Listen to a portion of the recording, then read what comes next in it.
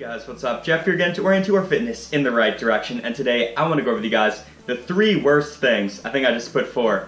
I meant 3 worst things you could do for your shoulder, because you know I've done videos on this before, different topics, but I don't think I've condensed it all into one quick, concise video. So we're gonna do that right now.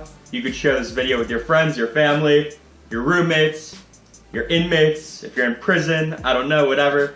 Just share this video with whoever. I'm gonna try to make it good. So, first thing you're gonna want to avoid regarding your shoulder is any activity where you're doing internal rotation and shoulder flexion at the same time. Whenever you're doing internal rotation and shoulder flexion, what does that look like? It looks like an upright row, right?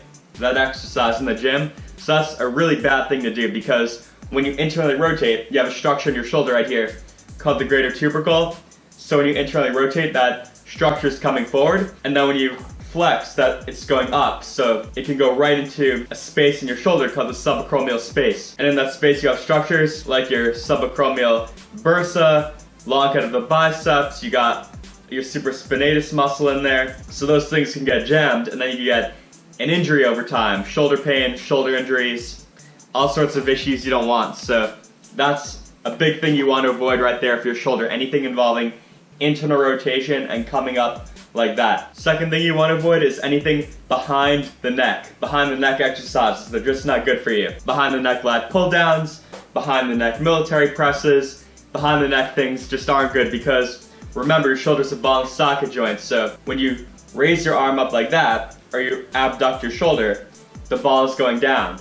When you externally rotate, the ball is going forward. So when you do that, when you really go behind your head, that ball is really going forward in your shoulder socket, and that's really going to be exacerbated even more if you use heavy weight. So over time, those ligaments that are checking the motion of that ball going forward, those can get stretched out over time.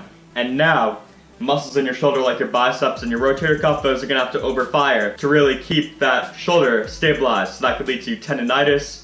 It could lead to a shoulder injury over time, which you don't want happening to you. Oh, and by the way, it doesn't necessarily need to be those things I just mentioned behind the neck that leads to shoulder instability over time. It could also be doing things like the chest fly machine, where you really come far back behind your body, then your ball's really going into the front of your shoulder there. That could lead to it over time. It could even be dips if you go very far down, the dip exercise.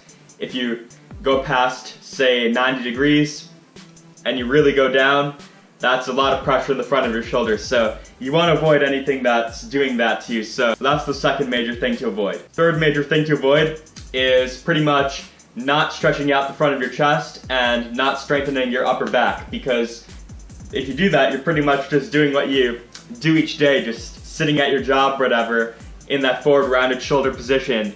And what that's doing is it's tightening up your chest muscles. It's lengthening your back's not getting stronger, and that's just putting you into a bad position. Remember, I said you have a space in your shoulder called the subacromial space, and so if you're rounded, that space has less room, and so you're more likely to get impingement there now. Plus, being in that bad posture position in general, it can just place more stress on your shoulders, your back, your body in general. You just don't want to be in that bad posture position, so essentially you want to keep your shoulders back and down like that. So you want to keep your shoulders back and down.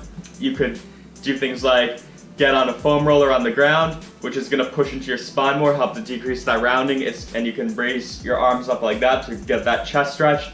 You can strengthen your upper back. So you can do something like, say, take a heavier resistance band, go like this, whoops, go like this. So you can go like that, just get that upper back activation going. You can do the reverse chest fly exercise.